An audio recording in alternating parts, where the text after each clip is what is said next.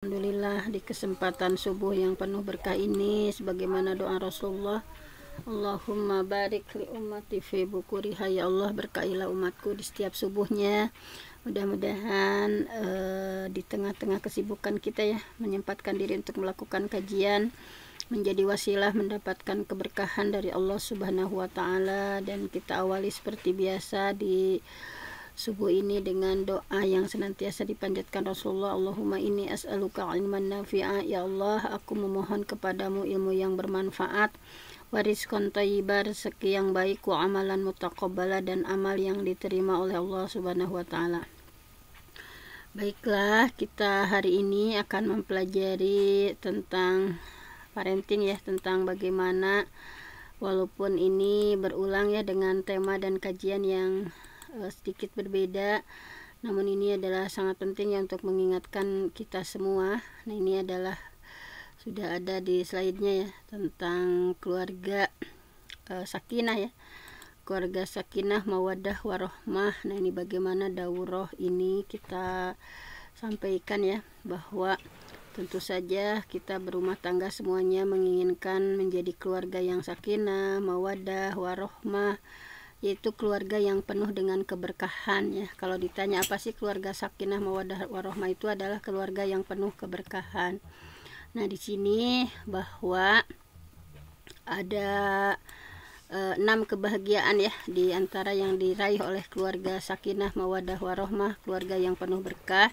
Yang pertama, ketika kita ya sudah menanamkan atau melaksanakan keluarga sakinah, mawaddah, warohmah, akan diperoleh 6 kebahagiaan, baik kebahagiaan material ya, kebahagiaan moral, kebahagiaan intelektual, kebahagiaan spiritual, kebahagiaan biologis, dan kebahagiaan ideologis.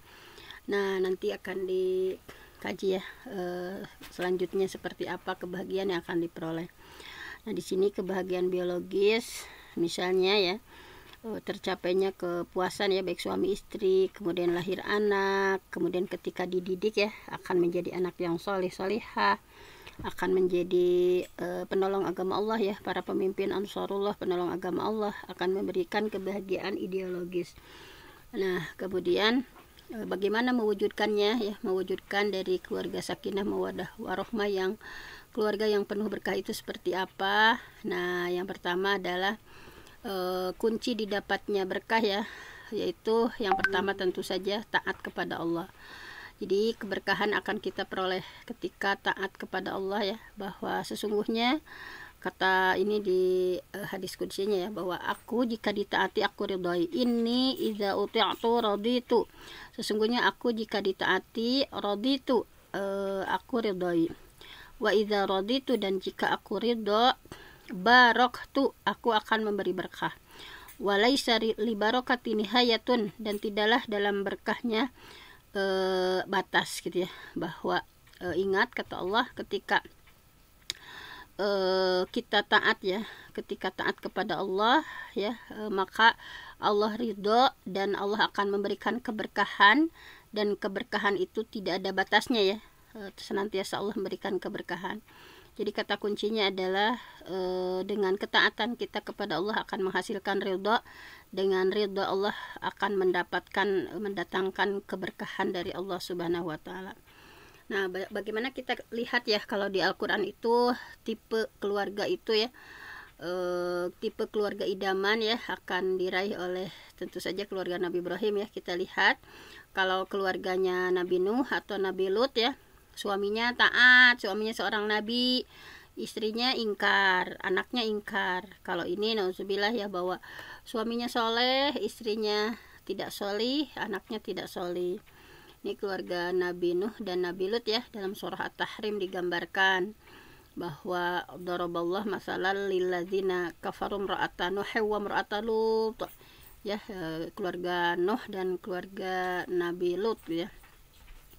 Nah, kemudian keluarga Fir'aun, suaminya ingkar, istrinya solih ya, anaknya solih. Nah, ini mah agak-agak mendingan ya, istrinya solih, anaknya solih.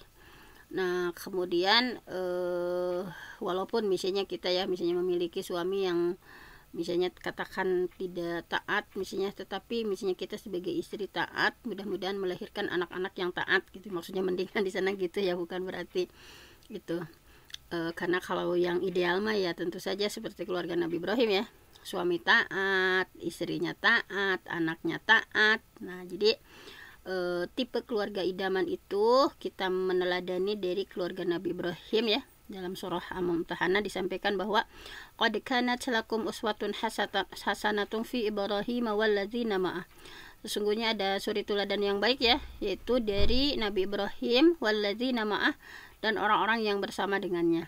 Bahwa keluarga Nabi Ibrahim itu adalah teladan ya. Nabi Ibrahim seorang yang salih, kemudian istrinya Siti Hajar dan Siti Sarah yang salih, kemudian putranya Nabi Ismail, Nabi Ishak ya, pada salih-salih gitu ya.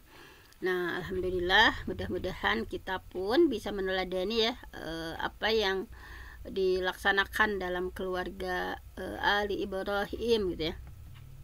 Nah, di sini tadi kita simpulkan bahwa keluarga Samara ya adalah keluarga yang penuh berkah, keluarga dengan ketaatan penuh kepada Allah ya, bahwa keluarga Sakinah Mawaddah Warahmah, yaitu keluarga yang penuh berkah itu adalah keluarga dengan ketaatan penuh kepada Allah Subhanahu wa taala ya. Suaminya salih, istrinya salihah, anak-anaknya salih dan salihah. Nah, kemudian di sini mungkinkah ya terbentuk anak yang salih dan salihah bila kita sendiri bukan suami salih atau istri salihah, misalnya ketika kita merasakan bahwa mungkin gak sih misalnya bisa melahirkan anak-anak yang salih salihah sementara kita juga sebagai istri belum salih, misalnya belum salihah. Nah, bahwa insya Allah ya, bahwa dengan keluarga dan dengan 6 kebahagiaan, nanti di bawah ada slide-nya ya, bahwa keluarga sakinah itu ya ketika suami salih, istri salih, kemudian anak salih ya, maka insya Allah akan tercipta ya keluarga sakinah, keluarga dengan memiliki 6 kebahagiaan. Jadi menuju keluarga sakinah mawaddah warahmah itu, ini kuncinya ya.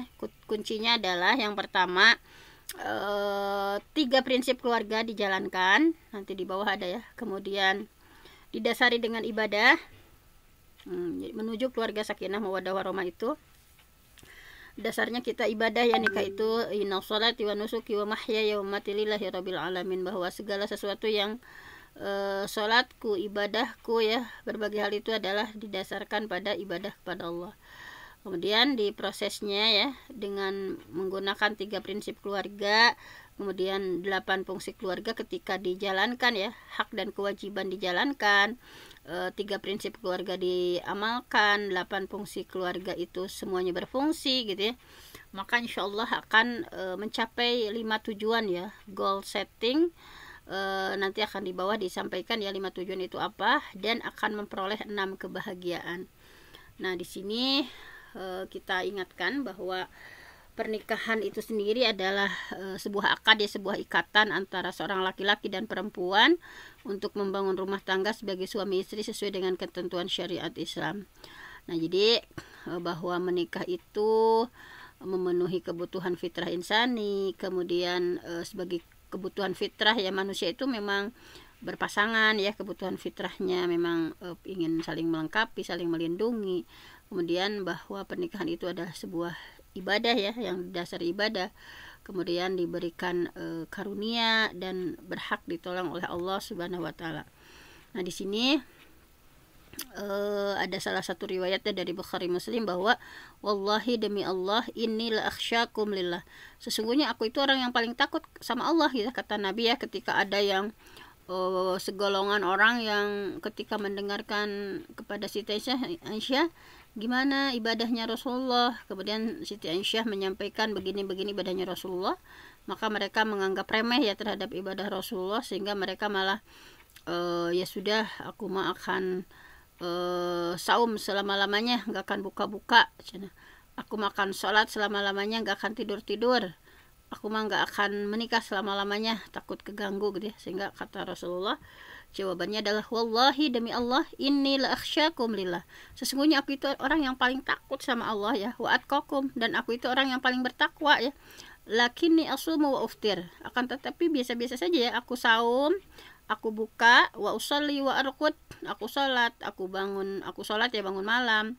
kemudian tidur juga. Wa ta'azzawaju nisa, dan aku pun menikah gitu ya. Faman raghiba an sunnati falaisa minni. Barang siapa yang membenci sunnahku maka dia bukan termasuk golonganku. Nah, kemudian di sini ya bahwa kita ingat lagi bahwa perintah nikah itu adalah ibadah ya. Wa anhkihul ayyama minkum wassalihin min ibadikum wa imaikum iyakunu fuqara yughnihimullah min fadlihi wallahu wasi'un alim. Wa ankihau, hendaklah kalian nikahkan al ayyama, orang yang sendirian, minkum di antara kalian, wassalihin, dan orang-orang solih, min ibadikum di antara hamba kalian ya, wa imaikum, baik hamba laki-laki ataupun hamba perempuan ya. Nah, iyakunu fuqara, jika mereka miskin, yughnihimullah min fadlihi, Allah akan memberikan kekayaan dengan karunia-Nya ya. Wallahu wasi'un alim, dan Allah wasi', maha luas, alim, ya Allah maha tahu. Ini ya, jadi kita sebagai orang tua kadang banyak kasihan gitu ya, misalnya khawatir, padahal di sini bahwa nikahkanlah gitu ya orang-orang yang sendirian ya, yang membujang atau menggadis dengan orang-orang solih ya. Nah, ketika miskin jangan khawatir, iyakunu fuqara, ketika miskin yughnihimullah min fadlih, pasti Allah akan berikan kekayaan dengan karunia Allah gitu ya. Nah, ini janji Allah ketika betul-betul karena ibadah ya nikahnya. Kemudian ketika masih fakir pasti Allah akan kayakan ya.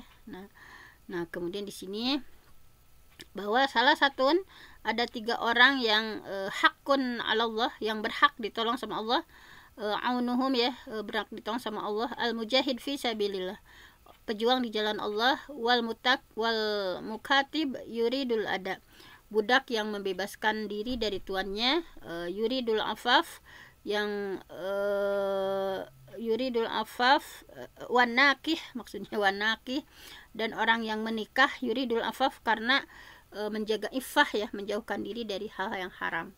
Nah, ini 3 kelompok ini jangan khawatir bahwa pasti ditolong sama Allah ya. Al mujahid fi sabilillah, orang yang berjuang di jalan Allah, wal mukatib yuridul ada ya, seorang budak yang membebaskan diri dari tuannya, wanakih yuridul afaf, dan orang yang menikah karena hendak menjauhkan diri dari iffah ya, dari menjaga kesucian diri, menjaga dari sesuatu yang haram. Nah, ini kemudian 3 prinsip keluarga ya, ada 3 prinsip dalam berkeluarga. Nah, tadi ya yang dimaksud ketika 3 prinsip keluarga ini dijalankan, misalnya ada hak, ada kewajiban, bahwa Islam itu memandang pernikahan itu sebagai mitsaqon ghalidho, perjanjian yang berat yang setiap orang punya hak dan kewajiban. Di surah An-Nisa ayat 21 ya, bahwa pernikahan itu adalah mitsaqon ghalidho. Ini adalah perjanjian yang kuat ya. Suami punya hak, istri punya kewajiban, dan sebaliknya. Kemudian semua anggota keluarga itu adalah pemimpin, bahwa Islam memandang setiap anggota keluarga itu memang sebagai pemimpin dalam kedudukannya masing-masing ya, bahwa kullukum ra'in wa kullukum mas'ulun an ra'iyatih ya, bahwa setiap kalian adalah pemimpin, akan dipinta pertanggungjawabannya. Dan walaupun kita sebagai ibu rumah tangga ya misalnya, maka akan mas'uliyah an ahli baitihi gitu ya, maka akan dipinta pertanggungjawaban tentang kita sebagai robatul bait ya, sebagai pemimpin dalam rumah tangga pun akan dipinta pertanggungjawaban. Kemudian bahwa prinsipnya itu adalah adil, bahwa dalam prinsip berkeluarga itu, membina keluarga itu ya, mengajarkan prinsip adil. Adil itu jadi fungsi-fungsi keluarga ya, memadai fungsi keagamaannya sebagai dasarnya. Jadi meletakkan fungsi-fungsi keluarga, kan ada 8 fungsi keluarga ya, secara memadai dengan fungsi keagamaan tentu saja sebagai dasarnya. Nah, ini kemudian ketika kita sudah meraih ya 5 tujuan keluarga, yaitu kita berkeluarga itu tujuannya yang pertama adalah mewujudkan mawaddah warahmah. Jadi kita menikah itu terjalinnya cinta kasih ya, tentram gitu ya, mawaddah, saling mencintai, warahmah, saling menyayangi gitu ya. Di surah Ar-Rum kita diingatkan, wa min ayatihi an khalaqalakum min anfusikum azwajan litaskunu ilaiha wa ja'ala bainakum mawaddah mawaddah warahmah inna fi dzalika laayatil qaumi yatafakkarun. Nah, di sini ya bahwa mudah-mudahan kita semua sedang berproses yang mewujudkan mawaddah warahmah, kemudian melanjutkan keturunan ya. Tujuan berkeluarga itu melanjutkan keturunan, menghindari dosa ya tadi ifah. Kemudian kita berkeluarga itu tujuannya untuk mempererat silaturahmi ya. Dengan pernikahan hubungan persaudaraan kekerabat itu akan semakin erat ya. Mungkin sebagai sarana dakwah ya, kalau di surah At-Tahrim bahwa ya ayyuhalladzina amanu qu anfusakum wa ahlikum nar. Kemudian menggapai maradhatillah, ridha Allah dan masuk surga bersama. Di surah Az-Zukhruf tujuan kita berkeluarga itu adalah udkhulul jannah antum wa aswajukum tuhbarun. Nah, ini ya bahwa diluruskan niat kita itu ingin mewujudkan sakinah mawaddah warahmah, untuk membimbing ya keturunan keluarga, mempererat silaturahmi, kemudian sebagai sarana dakwah juga berkeluarga itu ya. Dan yang terpenting adalah menggapai maradhatillah, ridha Allah dan masuk surga bersama sekeluarga ya. Nah, ini dalam surah Az-Zukhruf ayat 70. Kemudian ada 8 fungsi keluarga yang harus dijalankan ya ketika kita menjalankan pernikahan. Yang pertama adalah fungsi reproduksi. Nah, jadi dari keluarga dihasilkan anak keturunan yang sah ya. Nah, ketika fungsi ini terlampaui ya, misalnya kita alhamdulillah dikaruniai anak, nah secara sah ya dihasilkan dari pernikahan kita. Kemudian ada fungsi ekonomi. Nah, jadi anggota keluarga di sini ya berjalan nafkah dari suaminya misalnya, kesatuan ekonomi mandiri, jadi sudah mandiri. Kemudian anggota keluarga membelanjakan harta untuk berbagai keperluan. Kalau fungsi ekonomi tidak berjalan, maka biasanya akan ada gimana ya dalam keluarga itu sakinah mawaddah warahmahnya kurang misalnya. Kemudian kalau tidak ada reproduksi juga ya, misalnya tidak ada anak, maka akan diuji ya sebuah keluarga biasanya. Dengan perekonomian yang kurang biasanya akan diuji. Kemudian fungsi sosial ya, keluarga itu bahwa memberikan statusnya jelas ya, bahwa memang dia punya suami, ini punya istri gitu.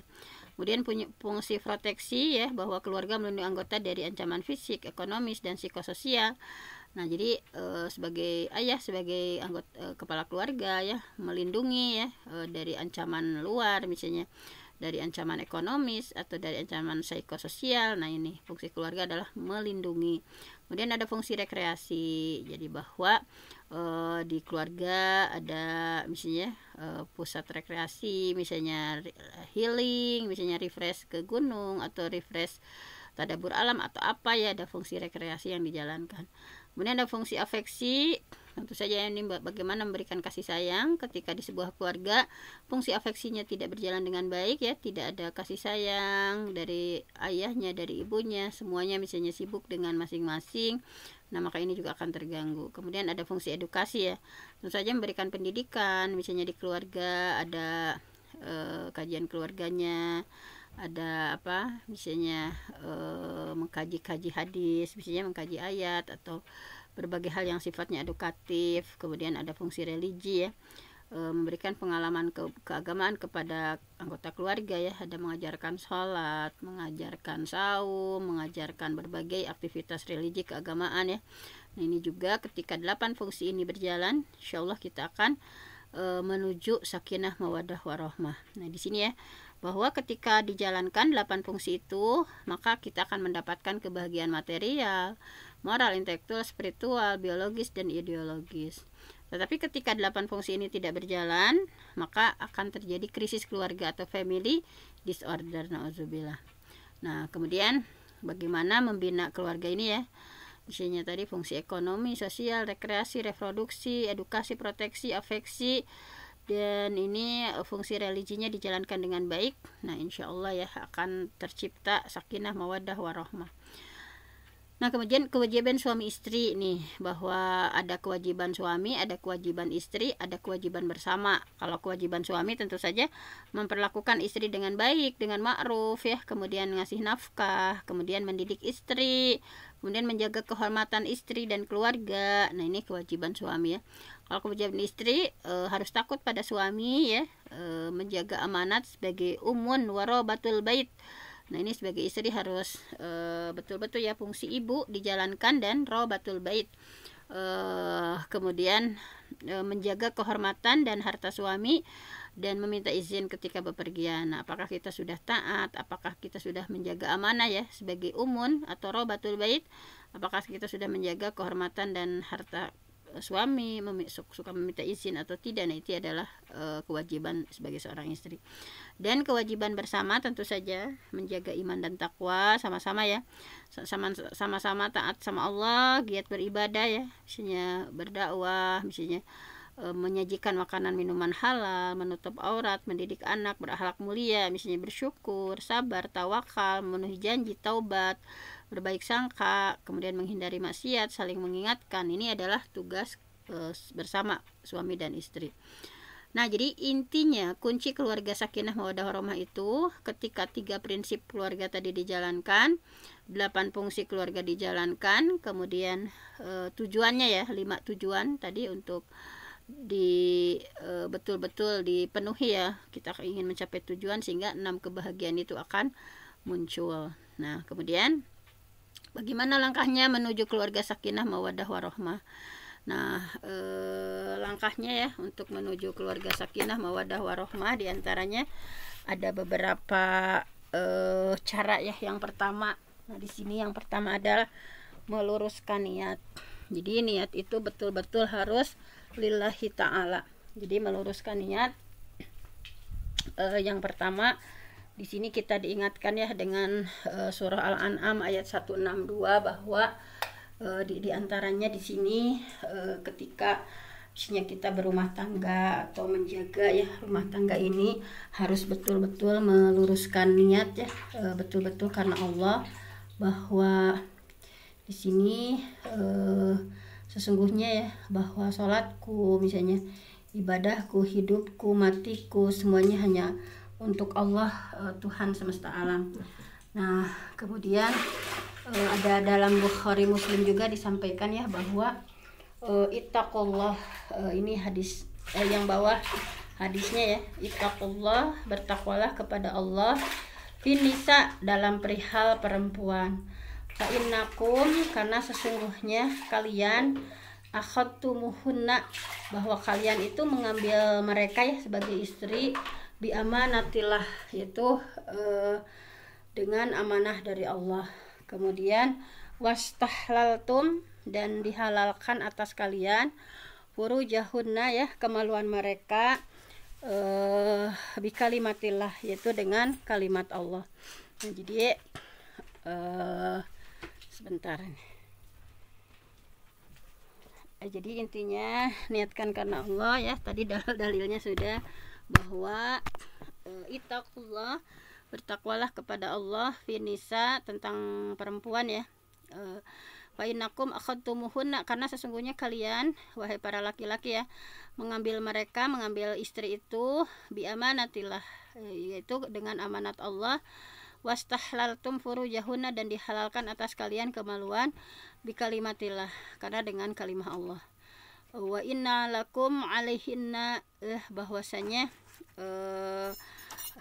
hak mereka atas kalian adalah ya, bahwa alaihinna alla yuti'na furushakum ahadan takrahunahu, fa in fa'alna fadribunahu darban ghaira mubarrah walahunna alaikum rizquhunna wa qismatuhunna bil ma'ruf. Nah, jadi bahwa hak mereka atas kalian adalah memberi nafkah, ngasih pakaian dengan cara yang ma'ruf gitu ya. Dan ketika takut misalnya terjadi hal-hal ya yang tidak diinginkan, fadribuhunna, maka pukullah mereka, darban ghairu mubarrah, misalnya takut istrinya nusus misalnya, kemudian fadribuhunna, maka pukullah darban ghairu mubarrah, dengan pukulan yang tidak menyakitkan. Intinya walahunna alaikum rizquhunna wa qismatuhunna bil ma'ruf, bahwa hak ya kita sebagai perempuan itu, atau kewajiban laki-laki itu kepada perempuan adalah ngasih nafkah, ngasih pakaian dengan cara yang ma'ruf. Kemudian tadi ya bahwa luruskan niat kita ya, berumah tangga itu untuk apa, bahwa inna sholati, sesungguhnya sholatku, wa nusuki, ibadahku, wa mahyaya, hidupku, wa mamati, matiku, lillahi rabbil alamin, hanyalah untuk Allah, Tuhan semesta alam. Kemudian yang kedua adalah suami istri juga anak-anak harus satu pikiran ya, harus satu perasaan dalam keterikatannya terhadap Islam, bahwa menjadikan iman sebagai pondasi dan syariah sebagai tolak ukurnya. Nah, kemudian jadikan living Islam itu atau kebiasaan hidup Islam itu sebagai titik tolak.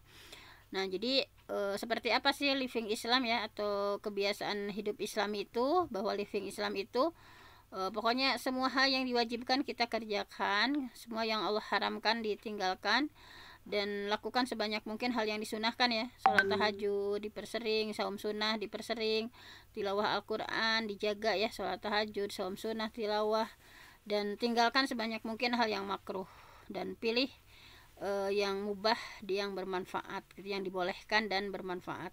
Jadi menjadikan kebiasaan hidup Islami gitu ya, mulai dari seluruh adab, etika makan, minum, mau tidur, semuanya sesuai dengan living Islam. Sesuatu yang disunahkan ya, dalam makan, dalam minum, dalam bepergian, dalam berinteraksi gitu ya, sesuatu yang diwajibkan kita lakukan, kemudian sesuatu yang dimakruhkan ya ditinggalkan, sesuatu yang diharamkan ditinggalkan. Nah, kemudian jelas arah dan tujuan berkeluarga, harus jelas ya. Misalnya kita itu berkeluarga ingin mencapai apa sih, misalnya ingin mencapai generasi Qurani, misalnya keluarga yang dekat dengan Al-Quran, nah, maka harus seperti apa. Jadi jangka pendek di dunia membangun keluarga sakinah mawaddah warahmah untuk ibadah dan dakwah, jangka panjangnya di akhirat masuk surga bersama-sama ya, sebagaimana tadi ya dalam salah satu surah bahwa ketika semuanya sholih ya, maka insya Allah akan masuk surga bersama-sama. Nah, ini adalah ghayatul ghayah, bahwa mencari ridha Allah itu adalah tujuan yang paling pokok gitu ya. Nah, mudah-mudahan kita bisa meraih ya dengan keluarga kita, anak kita, suami kita masuk surga bersama-sama. Nah, di sini dalam surah Ar-Ra'd, jannatu adni yadkhuluna wa man salaha min abaihim wa aswajihim wa dzurriyyatihim. Surga Aden ya harus menjadi cita-cita kita ya. Misalnya jannatu ad, surga Aden, yadkhulunaha, yang masuk ke dalam surga Aden itu orang-orang salih ya, wa man salaha, orang-orang yang salih, min abaihim, dari bapak-bapaknya, wa aswajihim, istri-istrinya, wa dzurriyyatihim, dan anak cucunya, dalam surah Ar-Ra'd ayat 23 ya, surga Aden. Kemudian ditafsirkan bahwa intinya dalam surah Ar-Ra'd itu maksudnya adalah ya jama'u bainahum, Allah akan mengumpulkan mereka ya, dan dengan orang-orang yang mereka cintai, wa baina ahbabihim, Allah akan mengumpulkan mereka dengan orang-orang yang mereka cintai, fiha, di dalam syurga, yaitu minal aba, yaitu orang tua, wal ahlin ya, istri atau keluarganya, wal abna, anak keturunannya, bahwa mereka yang mukmin dan layak masuk surga ya, huwa man mimman huwa salih, yaitu yang salih, yang layak masuk surga ya, lidukhulil jannah minal mu'minin, yaitu di antara orang mukmin. Bahwa sampai-sampai Allah mengangkat derajat ya, mengangkat derajat yang rendah menjadi tinggi tanpa mengurangi derajat keluarga yang tinggi. Jadi subhanallah, hatta innahu tarfa darajatal adana, Allah mengangkat derajat orang yang ini ya, orang yang rendah, Allah angkat derajatnya ila darajatil a'la, menjadi derajat yang tinggi, min ghairi tanqis, tanpa mengurangi lidzalik al-a'la min darajatihi, tanpa mengurangi derajat keluarga yang tertinggi. Pokoknya semuanya dikumpulkan di surga yang sama derajatnya. Nah, jadi bahwa tafsir dari surah Ar-Ra'd ayat 23, mudah-mudahan kita termasuk ya orang-orang para pejuang keluarga yang memperjuangkan jannatu aden, yang akan memasuki surga Aden, yadkhulunaha, mereka masuk ke dalamnya, wa man salaha, dari orang-orang salih, min abaihim, bapaknya yang salih, wa aswajihim, istrinya yang salih, wa dzurriyyatihim, dan anak cucunya. Sehingga dalam tafsir Ibnu Katsir ya, supaya menjadi semangat untuk kita bahwa insyaallah yajma'u bainahum, Allah akan mengumpulkan mereka, wa baina ahbabihim, dan orang-orang yang mereka cintai, fiha, yaitu di dalam surga, minal aba, siapa yang akan berkumpul, siapa saja ayah-ayah ya, orang tua, wal ahlin, istri-istri, wal abna, keturunan, miman huwa salih lidukhulil jannah, yaitu yang salih ya, yang layak masuk surga, minal mu'minin, dari kalangan orang mukmin, litaqarra ayunihim bihim, supaya mendapatkan qurrata ayun ya, menjadi penyejuk pandangan. Kemudian kalaupun ada yang derajatnya rendah ya, hatta innahu tarfa'u darajatal adana, Allah pun mengangkat derajat yang rendah, misalnya ada di antara keluarga yang rendah, ila darajatil a'la, Allah angkat menjadi tinggi, min ghairi tankis, tanpa mengurangi, min ghairi tankis lidzalikal a'la min darajatihi, tanpa mengurangi derajat keluarga yang tinggi. Jadi berkumpul di dalam surga yang sama derajatnya. Nah jadi mudah-mudahan ya di sini bahwa takwa ya, sehingga takwa itu diterapkan di keluarga, kemudian di umat, sehingga semuanya sama-sama takwa ya. Yang asalnya kita di keluarga masing-masing mengupayakan ketakwaan terjadi, kemudian umat pun melakukan ya, hasilnya semuanya melakukan ketakwaan, sehingga lahirlah ya ketakwaan. Dalam surah An-Nisa bahwa ya ayuhan nasu taqu rabbakum alladzi khalaqakum min nafsin wahidah wa khalaqa minha zawjaha wa batha minhuma rijalan katsiran wa nisaa wa taqullaha alladzi tasaaluna bil arham innallaha kana 'alaikum raqiba. Ini ya, mudah-mudahan dengan ketakwaan kepada Allah ya, bahwa dari laki-laki ataupun perempuan ya, kemudian berkembang biak, menghasilkan putra-putri yang soleh-solihah.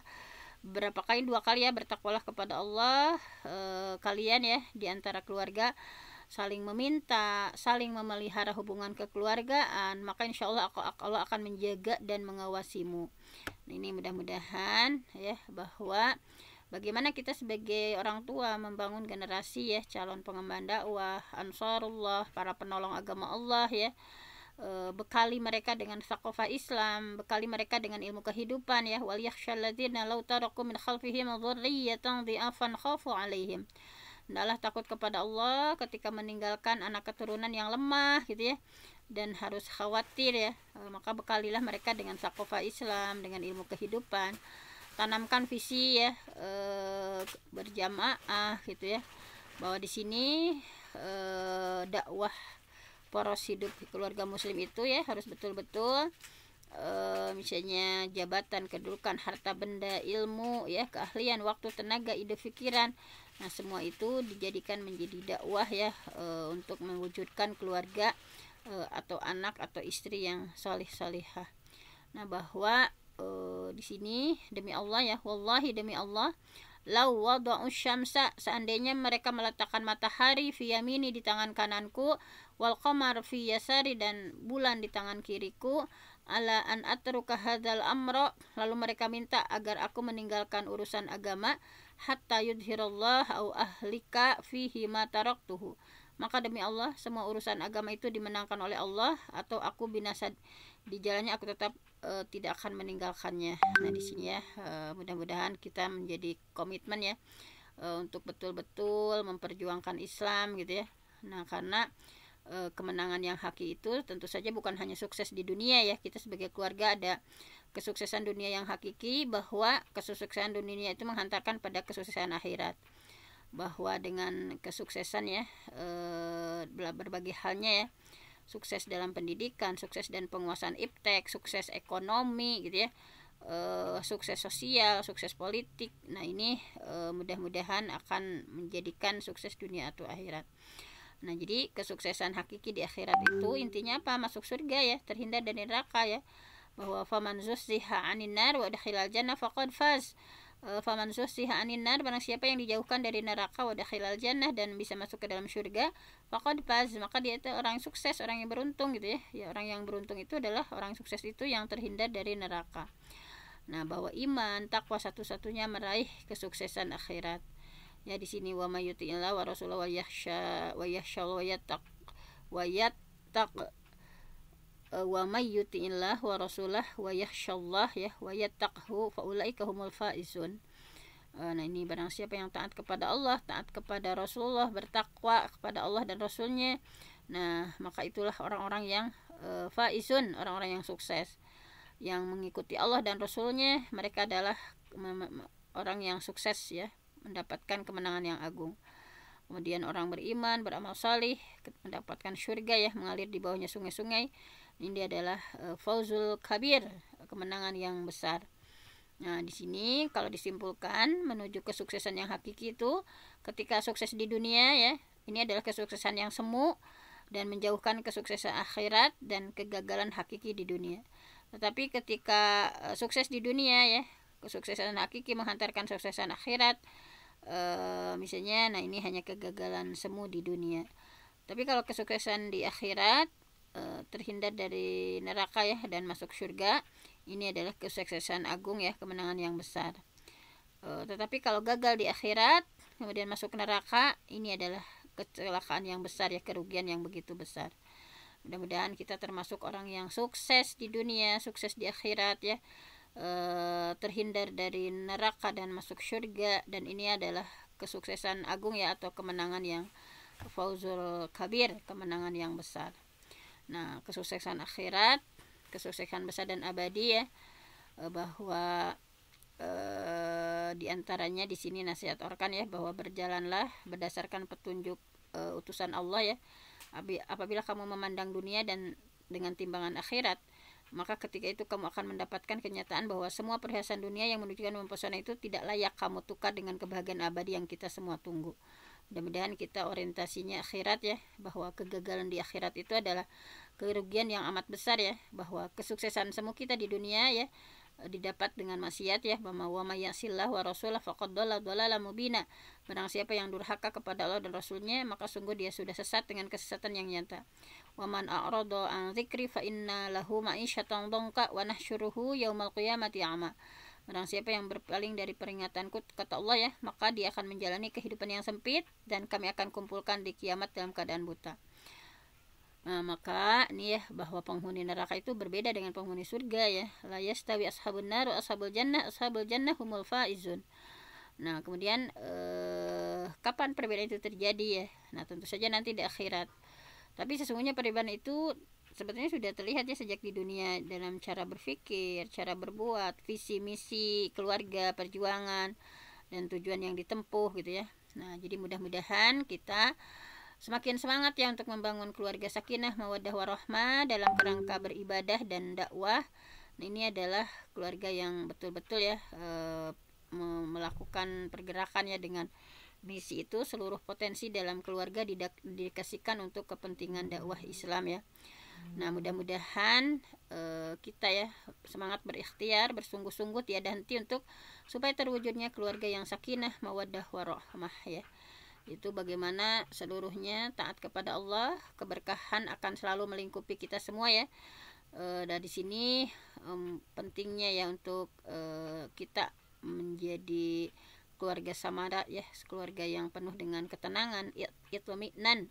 Mudah-mudahan kita berdoa dan berharap kepada Allah kita mendapatkan keluarga samara ya, yang kita idam-idamkan, keluarga yang penuh dengan ketenangan, itminan, dan penuh dengan kebahagiaan yang dibentuk atas dasar keimanan. Tujuannya masuk surga bersama-sama ya, untuk melahirkan anak-anak yang solih solihah, melahirkan anak-anak pengemban dakwah ya, melahirkan anak-anak yang ansarullah, mampu menolong agama Allah. Nah, di sini ya harus konsisten, harus komitmen bahwa suami istri adalah sahabat perjuangan ya, supaya insya Allah kita semua di sini dalam rangka meraih ridha Allah, menjadi penolong agama Allah.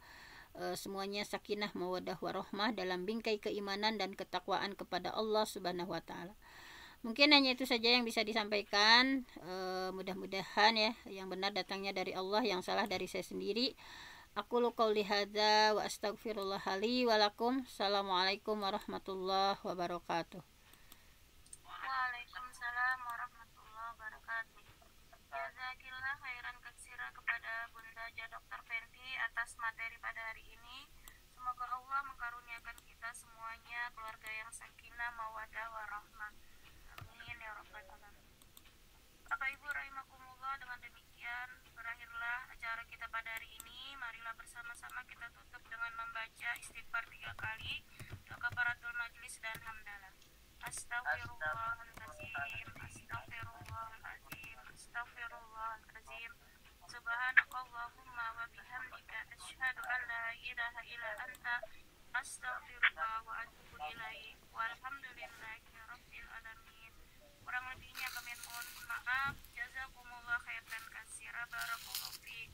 Assalamualaikum warahmatullahi wabarakatuh.